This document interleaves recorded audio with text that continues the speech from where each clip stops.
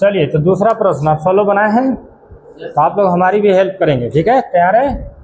हम लोग देखते हैं जो डबल चिन्ह है पहले उसको हल करेंगे हम लोग। तो डबल चिन्ह एक सामने आमने सामने है, इसको हम लोग सबसे पहले हल करेंगे ना। प्लस माइनस आमने सामने है तो पहले हम इसको एक लाइन लिखेंगे हम लोग।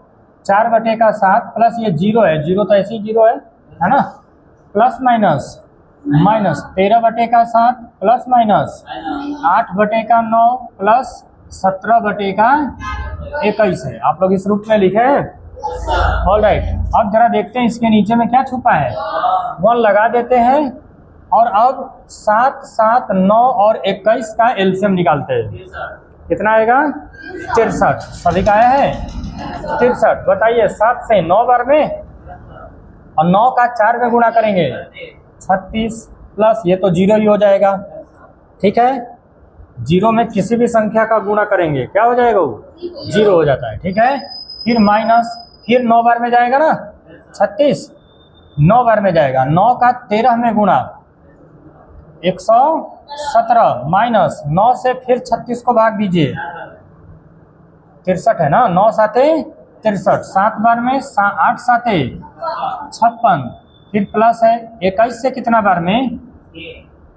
3 बार में, हाँ, और 17 का 3 में गुणा कर देंगे 51 होगा ना। अब हम लोग देखते हैं विद्यार्थी कि अब इसके साथ हम लोग क्या करेंगे। तो वही वाली बात, जो माइनस वाले हैं माइनस एक साथ हल होगा, अब प्लस वाला एक तरफ है ना। प्लस का प्लस से मतलब है माइनस का। तो चलिए जरा देखते हैं।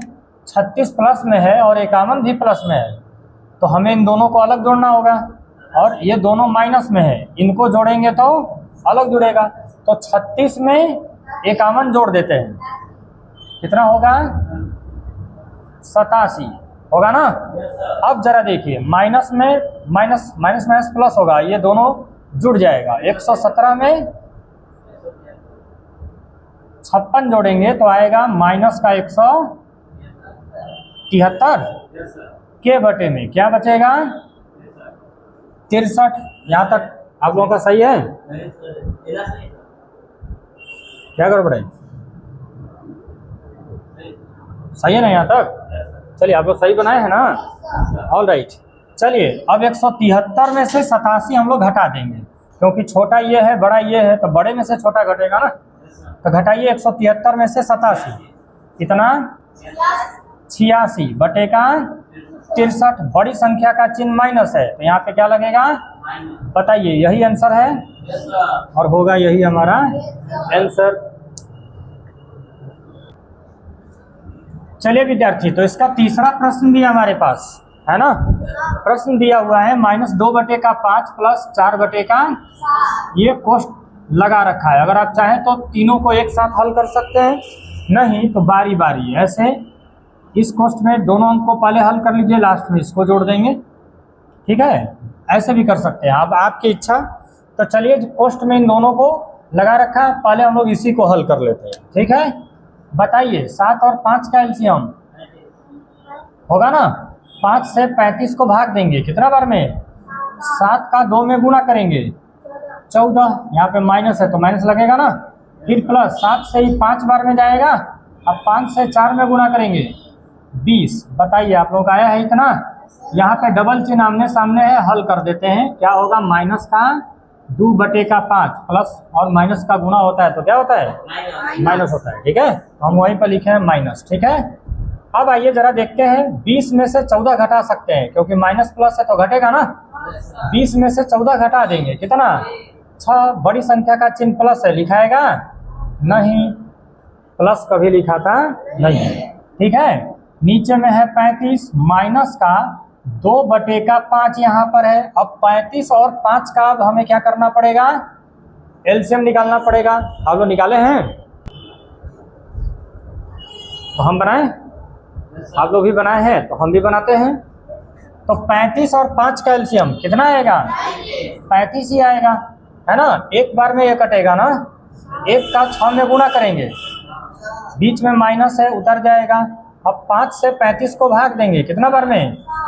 और 7 दूनी का, तो विद्यार्थी अब हमें 14 में से 6 घटाना है।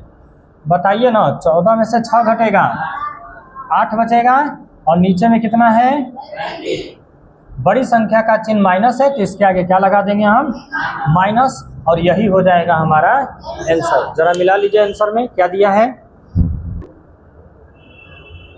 चलिए तो अब इसके चौथे प्रश्न को बनाएंगे हम लोग, देखते हैं क्या आंसर आता है। ठीक है, तो विद्यार्थी डबल चिन्ह है ना यहाँ पे, पहले हम इसके चिन्ह को सॉल्व करेंगे। ठीक है, तो 3/4 लिखेंगे प्लस 7/6 लिखेंगे, प्लस का माइनस में गुणा होगा, बताइए माइनस होगा। क्या लिखेंगे, 5/4 प्लस का 1/2 होगा ना। अब जरा बताइए 4, 6, 4, 2 का एलसीएम कितना है, 12। अब देखिए 4 से 12 को भाग देंगे कितना बार में, और 3 का 3 में गुणा करेंगे 9 होगा ना। ठीक इसी तरह से 6 दूनी का 12 और 2 का 7 में गुणा 14 होगा ना। 4 से 4 तिहाई 12, 3 का 5 में गुणा 15 प्लस 2 से 6 बार में 6 एकम होगा ना। चलिए अब जरा देखिए क्या हो जाएगा। तो हम देख रहे हैं कि 9, 14 और 6 प्लस में है। ठीक है, तो प्लस वाले को एक साथ जोड़ देंगे, 14, 6, 20, 9, 29 होगा। ठीक है, और माइनस का बच रहा है 15 के बटे में 12।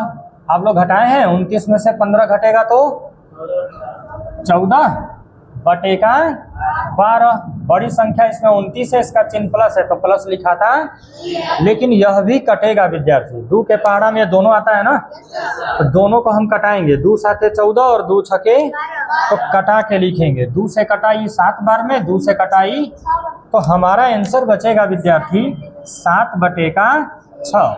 बता दीजिए कितने जन लोगों का सही है। चलिए जिनका नहीं सही है जल्दी से उतार लीजिए। तो चलिए विद्यार्थी हम लोग इसका क्वेश्चन नंबर अब 11 बनाएंगे। ठीक, क्वेश्चन नंबर 11 क्या बोला है, निम्नलिखित प्रत्येक में गुणन के अंतर्गत उपयोग किए गए गुणन धर्म का, ठीक है, गुणधर्म का नाम लिखना है, आपको सॉल्व नहीं करना है। ठीक है, ये किस नियम पर दिया गया है प्रश्न, आपको बस सिर्फ उस नियम का नाम लिख देना है। ठीक है, तो पहले हम लोग गहराई से इसको जज करेंगे तब तो लिखेंगे ना। आइए जरा पहले गहराई से चेक करते हैं क्या होगा ये।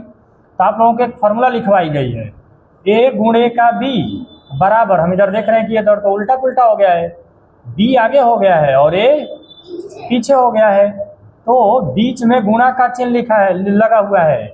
विद्यार्थी इधर सीधा है, इधर उल्टा हो गया है, मतलब ये गुणा का कौन सा नियम है, क्रम विनिमय नियम है, क्रम विनिमय नियम है। ठीक है, गुणा का, क्योंकि इसमें गुणा का चिन्ह लगा हुआ है, प्लस रहता तो हम योग का क्रम विनिमय नियम कहते, लेकिन गुणा है तो इसमें क्या लिखेंगे, गुणा का। और नियम लिखिए या गुण लिखिए, बात बराबर है। ठीक है, चलिए आप लोग जरा अब इसमें बतलाएंगे, हमें बतलाइए जरा, ये a है गुणे ये b है, इधर देखिए ये b है और ये क्या हो गया है, ऐसा फॉर्मूला हम लोगों ने अभी अभी देखा है। बता दीजिए बीच में गुणा का चिन्ह है, क्या आंसर होगा, गुणा का क्रम विनिमय नियम। सही है, सही बतलाया आप लोग, हाँ, गुणा का क्रम विनिमय नियम है। अब जरा इसमें आते हैं, आप लोग इसमें भी हमारी मदद करिए, बतलाइए क्या है यार, a गुणे b बराबर, हम देख रहे हैं कि इधर b पहले और a बाद में है। अभी अभी ना इस फॉर्मूले को हम लोग जाने हैं, गुणा का चिन्ह है बीच में, इसका मतलब ये भी क्या है, गुणा का क्रम विनिमय नियम है। ठीक है, ये भी आंसर हो गया।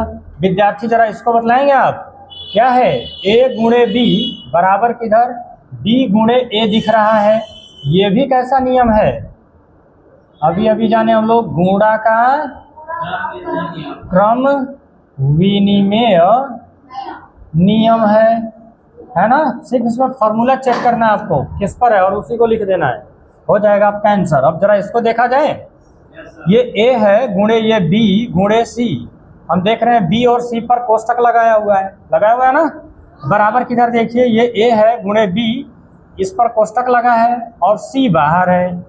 ठीक है, तो जरा देखिए, हम लोग जरा इसको देखते हैं क्या आंसर आता है। बीच में गुणा का चिन्ह लगा है ना, ठीक। तो हम लोग कह सकते हैं ना इसको गुणा का कौन सा नियम, तो साहचर्य नियम है। गुणा का साहचर्य नियम है, ठीक है। सबको समझ में आया? चलिए, तो हम लोगों ने 5 प्रश्न बना लिया। अब चलते हैं हम लोग 6वां 7वां और 8वां प्रश्न बनाने के लिए, ठीक है। तो हम लोग देख रहे हैं विद्यार्थी, इसमें हम लोग इसमें भी जांच करेंगे कि कौन सा ये फॉर्मूले पर क्वेश्चन दिया गया है। नहीं तो देखिए जरा, ये ए है गुणे ये बी है गुणे ये सी है। बी और सी को कोष्ठ में डाल रखा है। बराबर किधर देखें, ए गुणे बी है, ए और बी को कोष्ठ में डाल रखा है। गुणे सी है, सी को बाहर रखा हुआ है ना। तो सीधी सी बात है, हम लोगों ने देखा कि ये जो नियम है साहचर्य नियम है। कौन सा? साहचर्य नियम है। लेकिन हम देख रहे हैं कि इसमें कौन सा चिन्ह लगा है, गुणा। तो हम क्या कहेंगे इसको, गुणा का हाँ साहचर्य नियम है यह, ठीक है। हो गया हमारा आंसर, ठीक है। ठीक इसी तरह से अब हम इसको देखेंगे, ये साहचर्य नियम तो नहीं है, ठीक है। अब देखते हैं कि ये किस नियम पर है। देखिए जरा, ये क्या है, ये ए है गुणे का, ये है x और प्लस का ये है y, ठीक है। ऐसा फॉर्मूला हमने लिखवाया था, उसी को जांच करके दिखा रहे हैं हम आपको। एक बार a का गुणा किया है x से, देख लीजिए क्या है ना। देखिए -4/7 का गुणा किया गया 3/4 से। तो a का गुणा किया है किससे, x से। x के जगह पर 3/4 है ना, फिर बीच में प्लस है। फिर देखिए a का गुणा किया है आपका y से, क्या है ना, a का गुणा y से किया है। -4/7 का गुणा -2/3 से। देखिए वही ना दिया है यहाँ पे विद्यार्थी। हम इसको देख रहे हैं कि बीच में प्लस लगा है, ठीक है। हम कह देंगे योग का कौन सा नियम है यह, वितरण नियम है। कौन सा है यह, हाँ योग का वितरण नियम कहलाएगा ये, ठीक है। ठीक इसी तरह से जरा आप इसको देखिए, ये भी वितरण नियम ही दिख रहा है ना। फिर से इसको दिखा देते हैं, ये a है गुणे ये x के स्थान पर है और ये y के स्थान पर है। एक बार a का गुणा x से किया गया है, बीच में प्लस है, और एक बार a का गुणा y से किया गया है, ठीक। अब हम इसको देखते हैं कौन सा फॉर्मूला है यह, बीच में प्लस है ना। हम कह देंगे क्या, योग का वितरण नियम है। योग का वितरण नियम, बताइए सही आप लोगों का। चलिए तो जल्दी से आप लोग जिनका नहीं बनाया उतार लीजिए, ठीक है। तो अब ठीक इसी तरह से हम लोग 12वां प्रश्न देखेंगे, ठीक है। 12वां प्रश्न आपके सामने है, कह रहा है कि परिमेय संख्याओं के गुणन के गुणों का प्रयोग कर निम्नलिखित को लिखें। कौन किस फॉर्मूले पर है, बस सिर्फ सजा देना, हमको हल नहीं करना है, ठीक है। आंसर ऐसा नहीं है कि गुणा करके हमको आंसर लाना है, ऐसा बात नहीं है। हमको बस सिर्फ सजा करके छोड़ देना है और वही हो जाएगा हमारा आंसर, ये बोला है। तो जरा देखिए, ये a के स्थान पर है और ये b के स्थान पर है। तो इधर हमको अब क्या लिखना होगा, b पहले और a बाद में लिखना पड़ेगा ना। सर ये गुणा का क्रम विनिमय नियम है। तो जरा ध्यान से देखिए, अगर हम ध्यान से देखेंगे विद्यार्थी, तो a के स्थान पर 3/11 है और b के स्थान पर -5/7 है। तो हम यहाँ पर b को पहले लिखेंगे ना, तो -5/7 पहले और a का मान 3/11 बाद में। देखिए खाली स्थान में ये भराएगा, फॉर्मूले पर बैठा ना। तो कौन सा फॉर्मूला है यह, गुणा का क्रम विनिमेय नियम है यह। सभी को समझ में आया। ठीक इसी तरह से आप इसको भी देखिए, ये a के स्थान पर है गुणे b के स्थान पर। अब बताइए इधर क्या लिखेंगे, b गुणे का a होगा ना। तो विद्यार्थी ये भी a और b, अब इधर लिखते समय b को आगे लिखेंगे तो -3/8 पहले और गुणे a के स्थान पे -5 है तो इसके बाद में -5 लिखेंगे।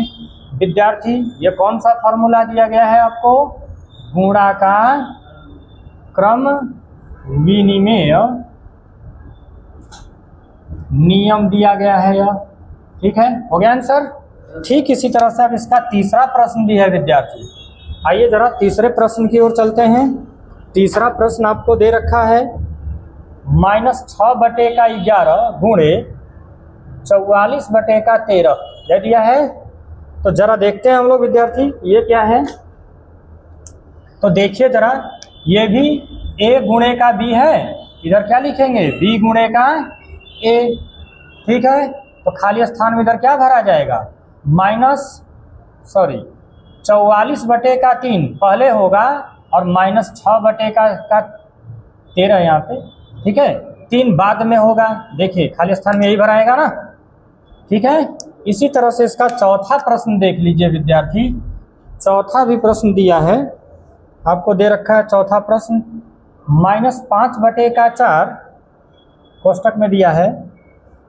ठीक है, गुणे का कर दिया है 3/11 गुणे -2/7 बराबर की तरह हमको खाली स्थान में भरना है ना। तो ये प्रश्न है चौथा, जरा ध्यान से देखिए। a गुणे b गुणे c, अगर आप ध्यान से देखिए तो b और c को कोष्टक में डाला गया है। तो विद्यार्थी हम इधर लिखेंगे a गुणे b, तो b a और b को ना कोष्टक में रखेंगे और c को हो जाएगा साइड में कर देंगे। चलिए जरा देखते हैं। तो विद्यार्थी ये इस फॉर्मूले पर हमारा क्या आंसर होगा।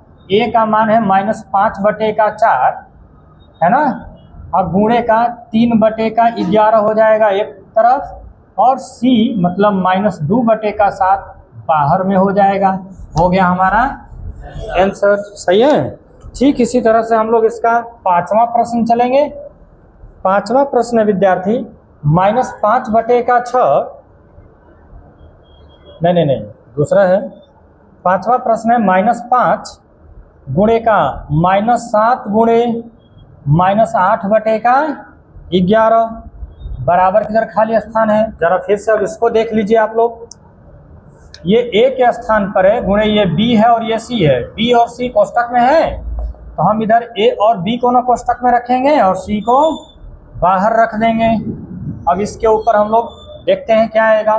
तो -5 गुणे का -7 एक जगह पे हो जाएगा कोष्टक में, और -8/11 हो जाएगा c के जगह पर बाहर में हो जाएगा ना। ये होगा हमारा आंसर। ठीक इसी तरह से नंबर 6वां देख लेते हैं हम लोग। तो नंबर 6वां प्रश्न दिया है -3/8 गुणे का 4/5 गुणे 3/7 बराबर इधर खाली स्थान में भरना है हमें। आइए जरा देखते हैं क्या कर सकते हैं हम। तो ये है a के स्थान पर गुणे b गुणे c, b और c कोष्टक में है, तो हम इधर a और b को कोष्टक में रखेंगे और c को साइड में रख देंगे, है ना, गुणे के तौर पर अलग। तो हम विद्यार्थी यहाँ पर भर सकते हैं -3/8 गुणे 4/5 एक जगह पे होगा, और गुणे c का मान 3/7 एक तरफ। हो गया हमारा आंसर। सब लोग समझ रहे हैं ना। हाँ, ये सब के सब फॉर्मूले लिखवाए गए हैं आपको, और आप इन सभी फॉर्मूलों से परिचित हैं। एक बार नहीं कितना बार अभी इसके ऊपर हम लोग प्रश्न बनाए हैं। ठीक है, तो अगला प्रश्न है 7वां प्रश्न -3/2 गुणे का 5/3 प्लस -7/9 यदि है ना, बराबर की तरह हमें खाली स्थान में भर के दिखाना है।